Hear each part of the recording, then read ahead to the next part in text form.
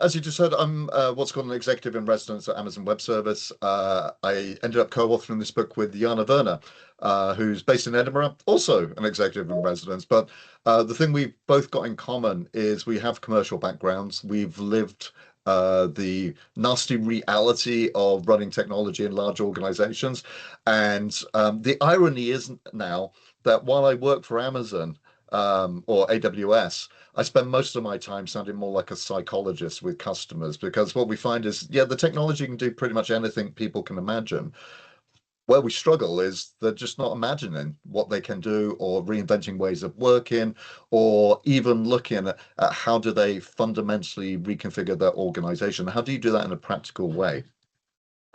So what we talk to customers a lot about is everyone wants to transform, everyone wants to innovate, everyone wants to be a platform-based company or whatever it may be, but they're really struggling to do that. And this isn't a new problem. It is compounded by the fact that in those organizations that understand how to use the technology, AI is accelerating the ability to get results faster. But these problems go back decades. And many of you would have faced them yourselves. And part of what we see is most organizations, and you may be familiar with this from your own workplace or from previous employers, most of our organizations are structured for a different century. We're still using mental models that people like Frederick Taylor came up with. So all about compliance, predictability, this treatment of the human being as an interchangeable cog in a machine, measuring the individual, even though we know that the general value of an organization comes from a team, and focusing on tasks. And we've all heard this with AI in particular. Most enterprises are focused on efficiency. And what I find fascinating there is in April last year, we took a deep dive into the UK economy, and what we saw was a two-tier economy. So large enterprises were trying to drive efficiency. So how can I do more of the same with less people or money? But startups were fundamentally reimagining the products and services and values they were delivering. So yeah, about 2, 3 years ago, Jana and I started to dive into what were some of the things that were derailing transformations. And we did that partly because in our current jobs, we talked to about 1,500 executive teams a year across every industry, including public sector, and across every geography. We're also part of Amazon, so we've learned from what has and hasn't worked in Amazon, as well as our backgrounds. And we had the pleasure of talking to many individuals, John included, but also leaders from organizations like Ferrari, the Benedetto Figner, the CEO of Ferrari, Indra Nooyi, former CEO of PepsiCo. And we found these 300 dysfunctions, things which predictably derailed transformations, and they were common across organizations. We ended up classing these into about 36 anti-patterns, and we deemed them anti-patterns because they were sort of habitual knee-jerk responses when something happened. For instance, if I'm a multinational company and sales are tough and investments have got out of control, I'm going to centralize everything because surely efficiency is going to lead to better results. And we all know what the outcome of that is. It's often just a giant bottleneck. So what I want to do over the next 30 minutes is just to illustrate some of these. So let me start off with an example, though. Some of you may have heard this before. And it's not a particularly pleasant example, but at the end of the 90s, 400 squirrels were being transported from Hong Kong to Greece. I have no idea why this was happening, but they went via Schiphol Airport and they didn't have the right paperwork. And one of the employees of this particular airline reached for the manuals, what to do with squirrels without passports, and there wasn't anything in there. But there was something in there about livestock. So said employee took 400 live squirrels and dropped them into a chicken shredder.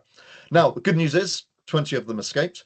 But what was more telling was the CEO at the time said, well, okay, it didn't look very good, but we were just following the process. And we see this with organizations all the time now.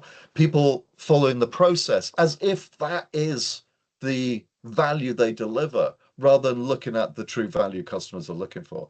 Or many of you would have seen something similar to this. I worked with one European company who, when I asked them what their mission was, It was to become a platform-based, machine learning-enabled organization which leveraged its unique architecture globally to deliver unique customer outcomes. Uh, Dilbert happens to be Dutch. It's it just means nothing. And you read these mission statements, and what leaders often hope is people are going to read, people being often the stock exchange, read into this some sort of magic transformation. We see this particularly at the moment with AI.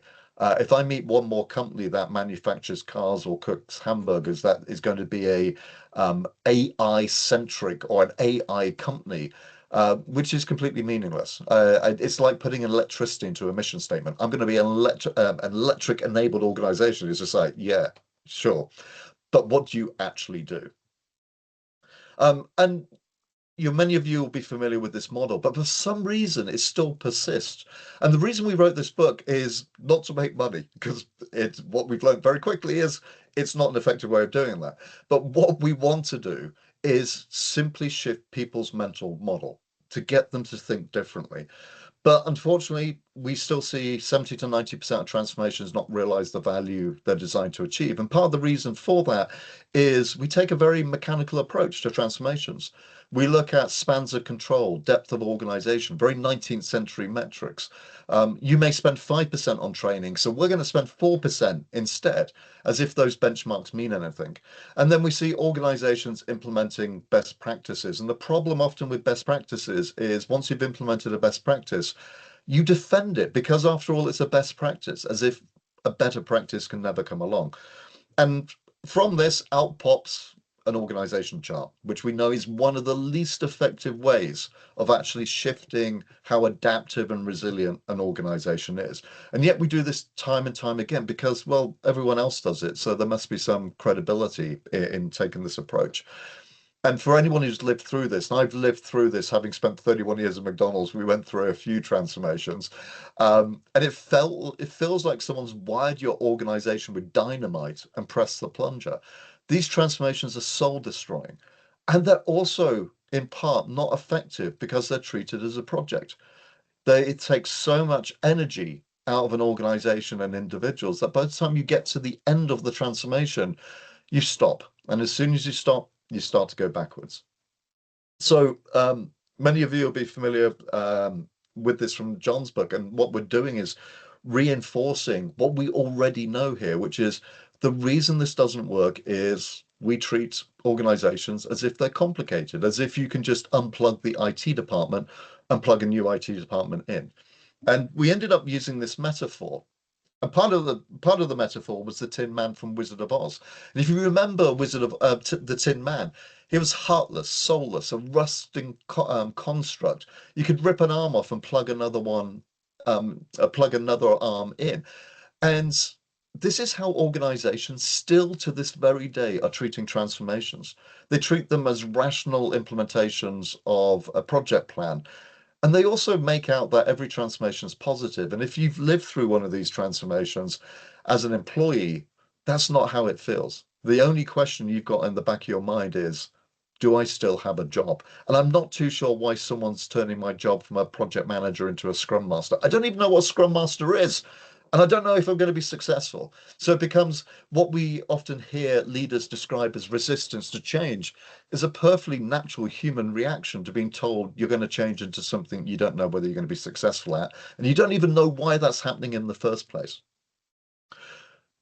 You all know that organizations are actually complex. You change one thing and something else changes unbeknownst to you in another part of the organization.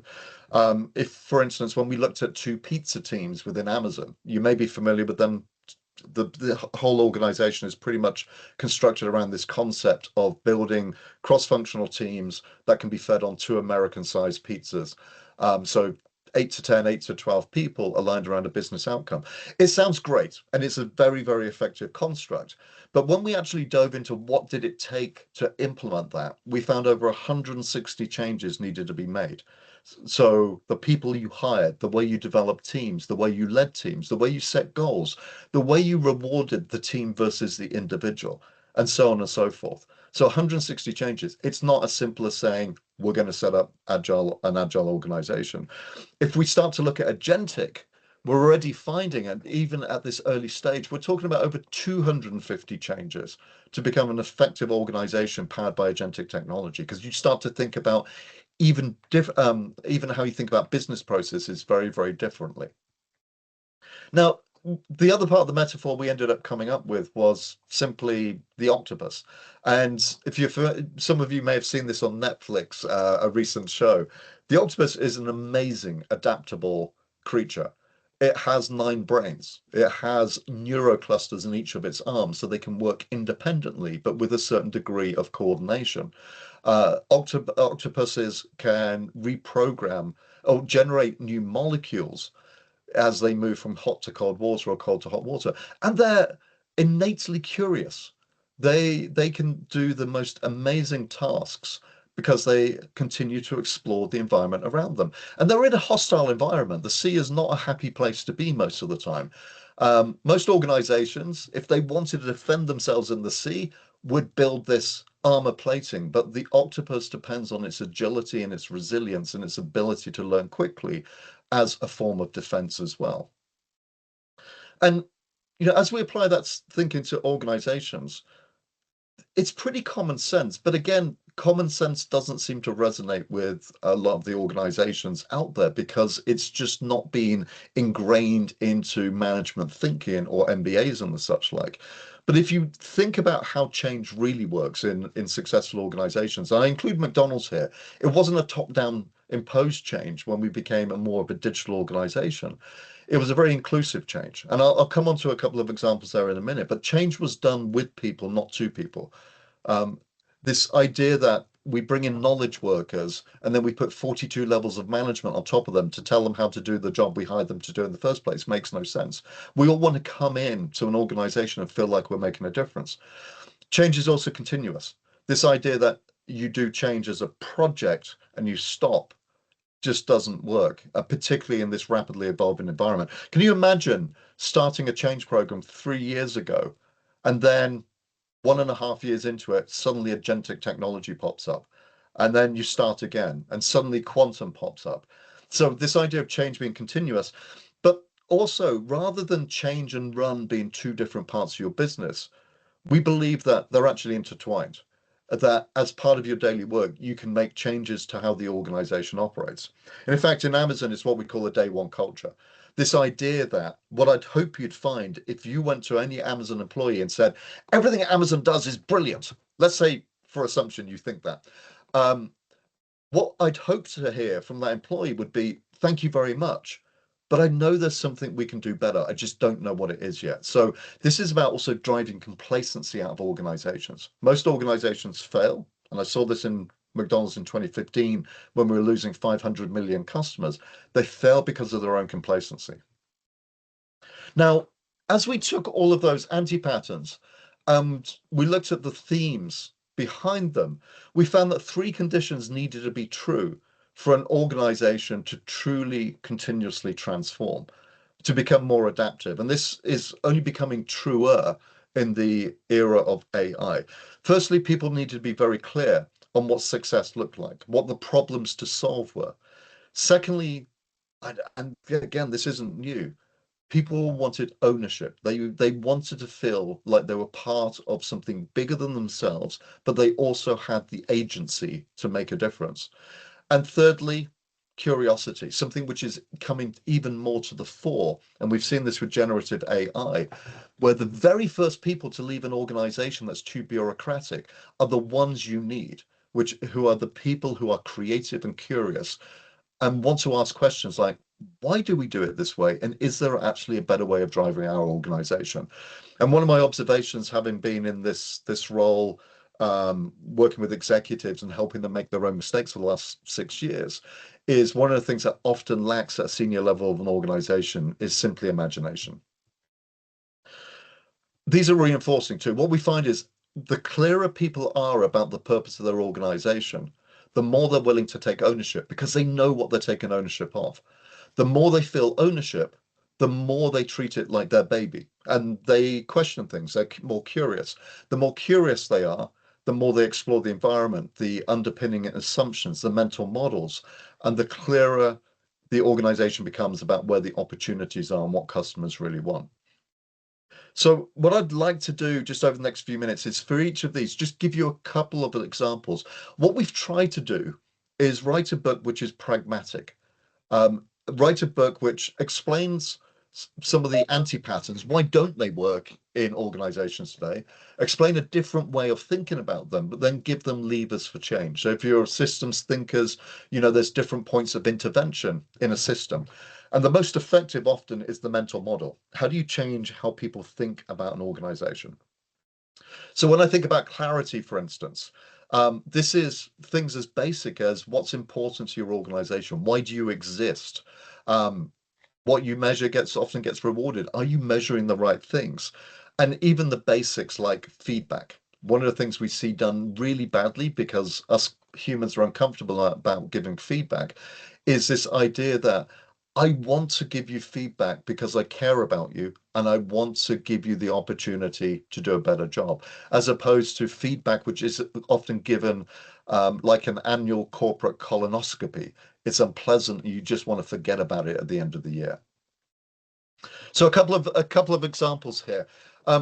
Firstly, is quite simply, many organizations are rudderless. They're not clear about why they exist. The Tin Man organizations used to treat strategy and purpose either very ambiguously or it was deemed a corporate secret. It wasn't communicated clearly to employees. And one set of stats says that nearly 2/3 of leaders believe they've done a good job at communicating the purpose of an organization. And yet 2% of employees know what the purpose is. So you've got these brilliant people, motivated people coming into work every day, wanting to do a good job, but their version of a good job is different to everyone else's because their interpretation of the company's purpose is different to everyone else's. And there's some simple solutions here. And when I say simple, they're not necessarily simple to scale across large organizations, but the root of the solutions are simple. Firstly, quite simply, a widely known inspiring purpose, getting away from that platform-based AI-enabled organization rhetoric. Amazon's purpose is quite simple, to be Earth's most customer-centric company. Every employee knows it. Every employee can apply it to their job. My job exists because our version of being customer centric is I would like you to make your own mistakes, not someone else's. I want to communicate what doesn't work. You will make mistakes though, because if you don't, you're probably not experimenting enough. Secondly, this idea of communicating continually and honestly about your purpose. And what I mean by that is it's the old adage that if you've communicated something 12 times, do it again, do it again, do it again. We often do an abysmal job here, and it has to come from leadership. This can't be outsourced to your communications department. But also, particularly with the ambiguity, how's agentic going to affect your organization in the future? The answer is quite simply, we don't know. Very few people have figured that out, if anyone. So being honest, what we don't know as well.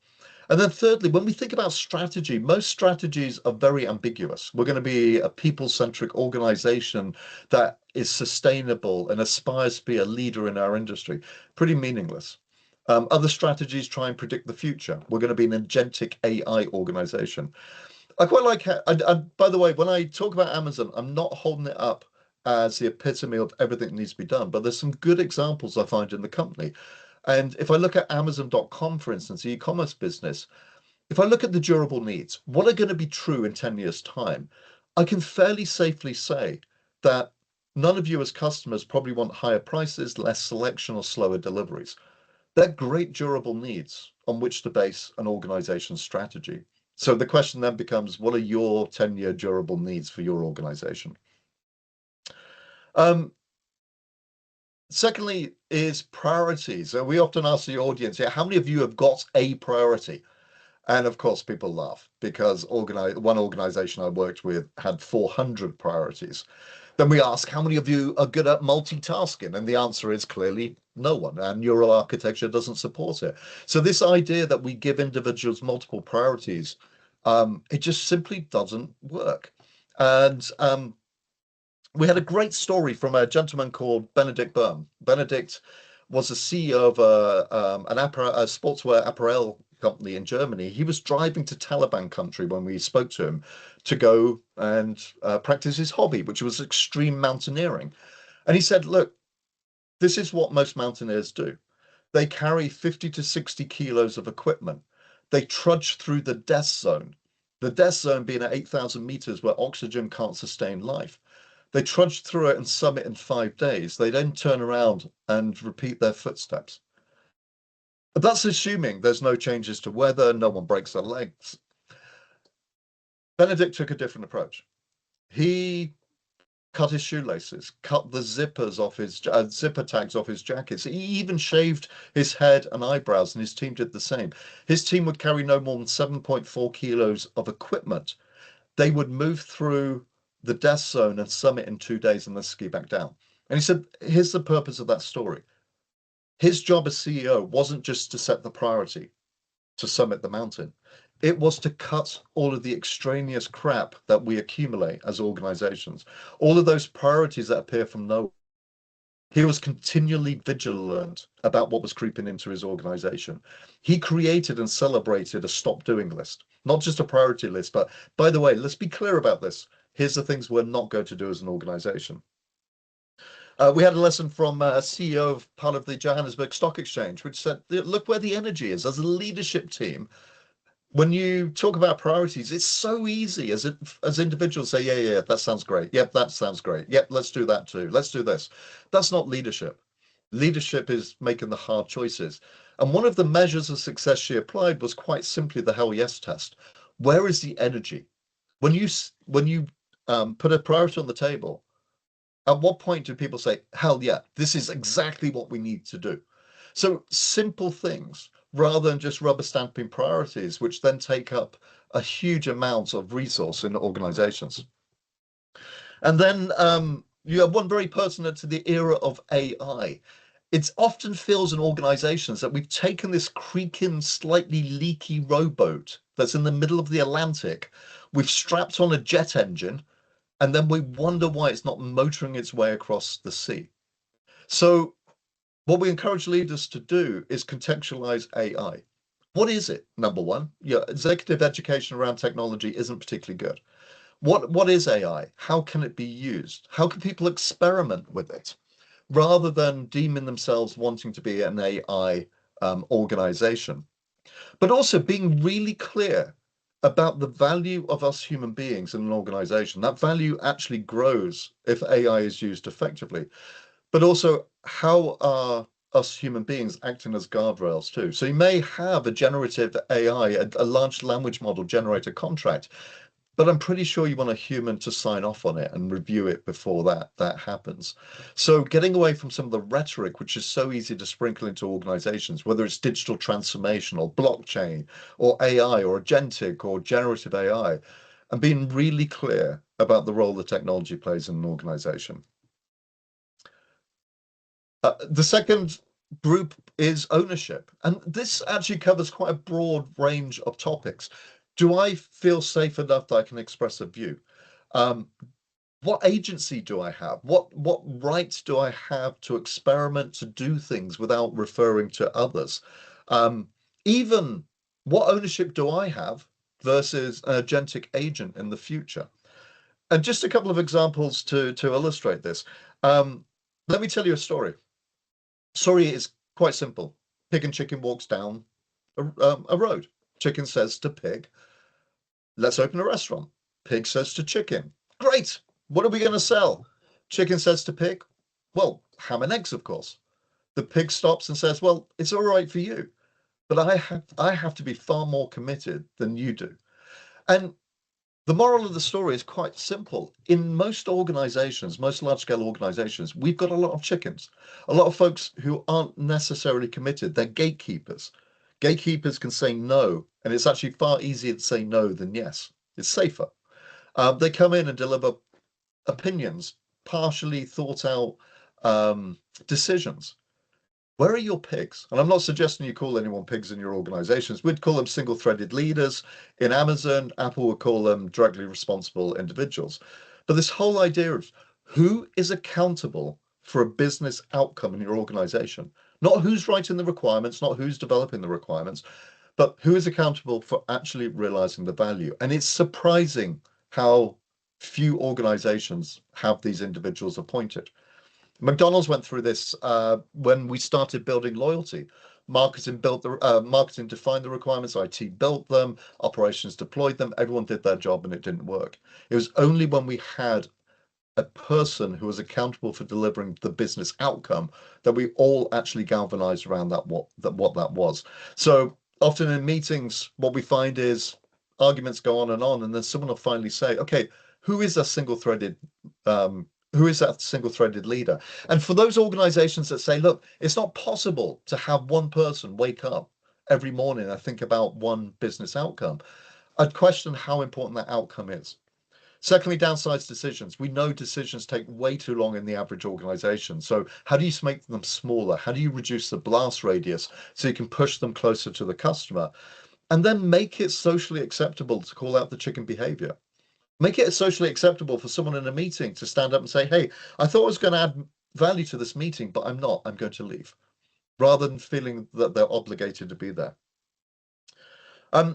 We also got to work with Annie Duke, and if you don't know Annie Duke, she's one of the most successful female poker players. Um, she has a lot of money in the bank as a consequence, but she also has a doctorate in decision science, and she talks about some of those basic mistakes we make in organizations. I'm sure we've all done it. You come in with your budget, which is going to be $10.64 million for next year. We make these decisions with a level of precision which is impossible with the information we have. So she talks about making decisions based on ranges, not absolute, even quantifying a level of accuracy. If as a leader I say, hey, I'm pretty sure I'm 70% right, it creates a psychological safety to actually say later on, actually, it wasn't, yeah, I said 70% chance I was right. I wasn't right. I'm going to change my mind, which is a very different mindset to most leaders in most big organizations. Also, defining your quit criteria up front. So when you make a decision to do something, that's the appropriate time to make a decision when to stop the initiative too. Otherwise, we run into loss aversion. Yeah, once we've invested time into something, we're very reluctant to say we've made a mistake. This is why those multi-million-pound disasters happen, because someone isn't willing to quit. So make the quit criteria up front. And because loss aversion is really interesting. It's even experts in loss aversion suffer from loss aversion. So it's so hardwired into us not to fail that once we start something, we don't want to stop it. And then also document your decisions. We do an awful job in organizations actually documenting the basis of our decisions. So we can teach others what worked and what doesn't work, but we can also go and re-examine our assumptions later on about the basis of that decision and become smarter about how to make those decisions. We often undergo what's called resulting. If something turned out good, the decision must be good. If something turned out bad, the decision must be bad. But we know working in complex environments, it's never that simple. And then finally, on ownership, one other thing I'd share is psychological safety, much talked about and not practiced very well. We know this is the basis of innovation and transformation in organizations, this ability as an individual to feel safe to speak up.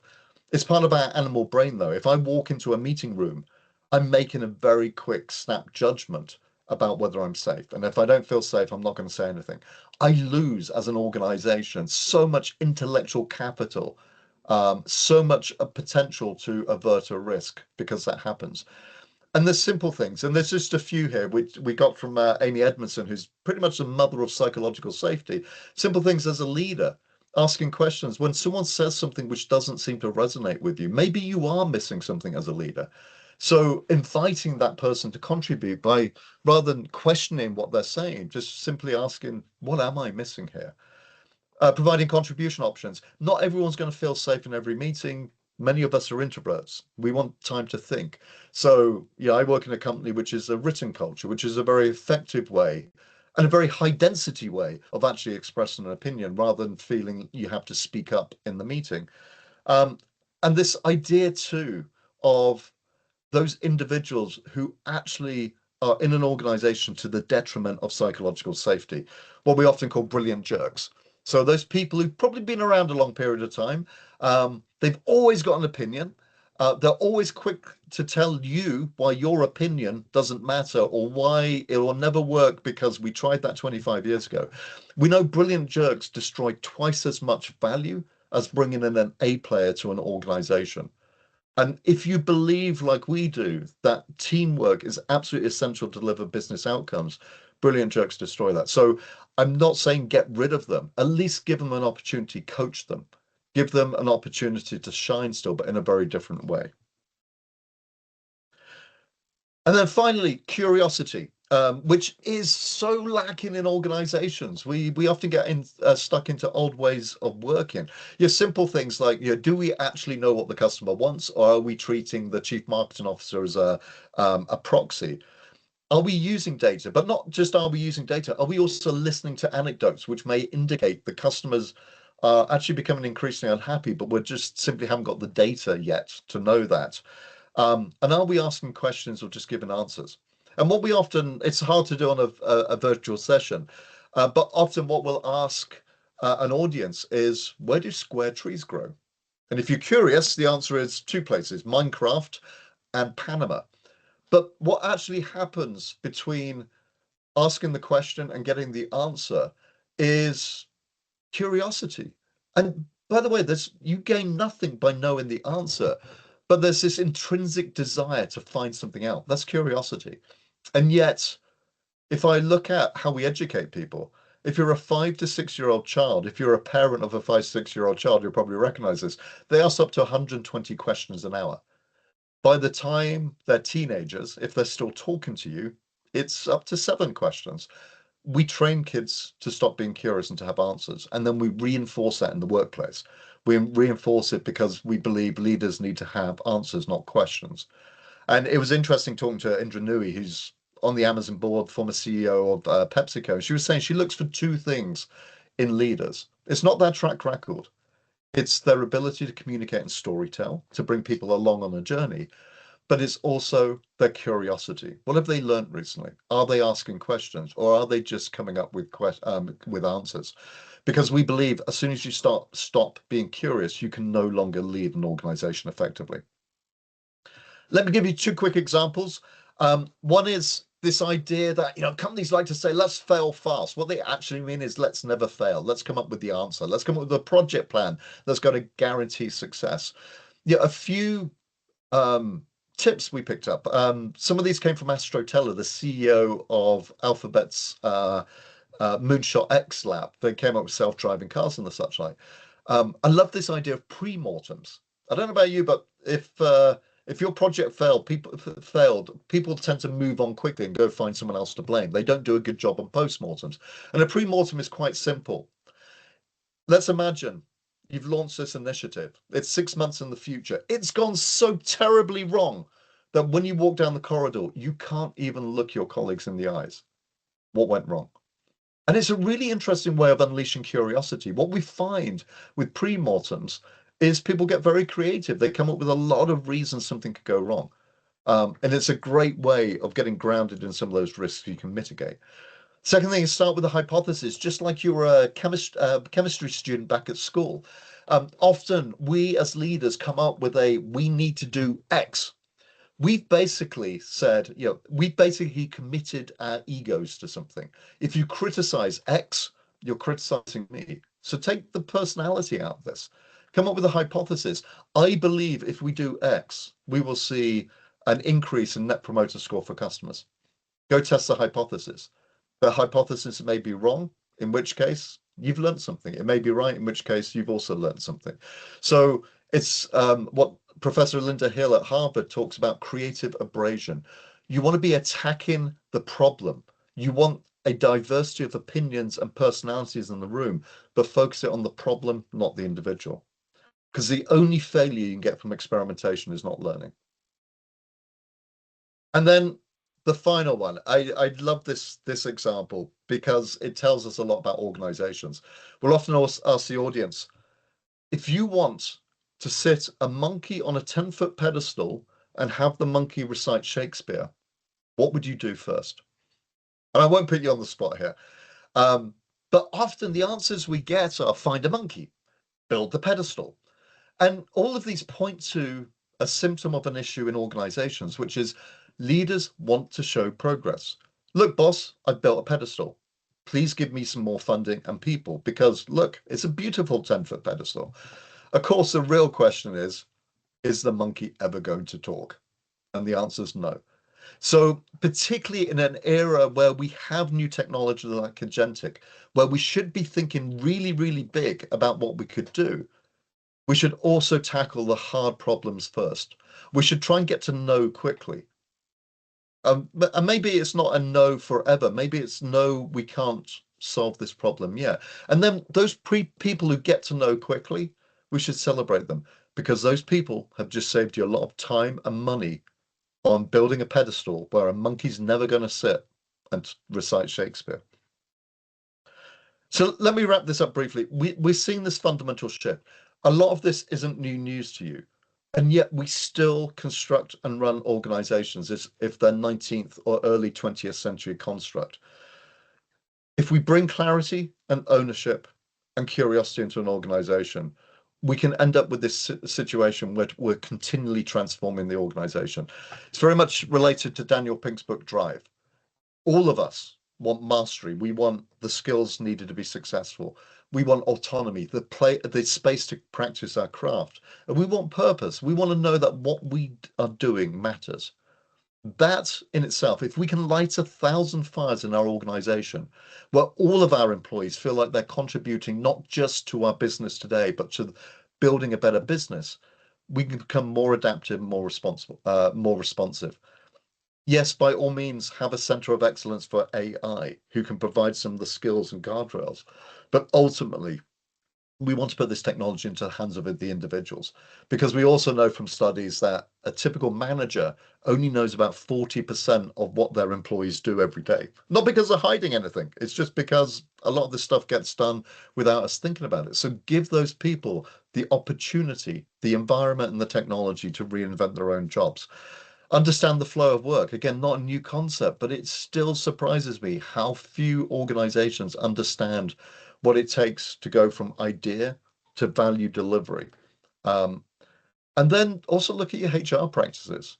Where are we measuring individuals versus where are we actually measuring and rewarding the teams who are delivering business outcomes? And it's quite simple.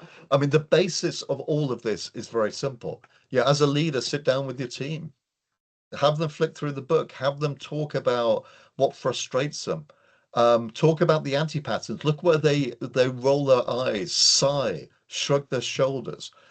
They know where the issues are. We find this time and time again as we dive into organizations. Most organizations have the intellectual knowledge within them to know where the issues are and even know where the solutions are. Create a hypothesis around some of these challenges, test it, learn from it, build on what's good, amplify those learnings and share those learnings broadly. But also think about spreading, not scaling. We often try and take one idea and one business unit and say, this is now our best practice. Just acknowledge that yeah, what works in one part of your business may not be the right solution elsewhere. And by imposing that solution, you're robbing people of their agency. So let me wrap up there. We would love, by the way, any feedback on the book. What resonates, what doesn't, what are we missing? We'd even love Amazon reviews because we know that's how people end up buying this and hopefully getting inspired by it. And in return, we'd love to talk to you individually about what are your problems, what are your challenges, what are your learnings. So let me stop there and see what questions you have.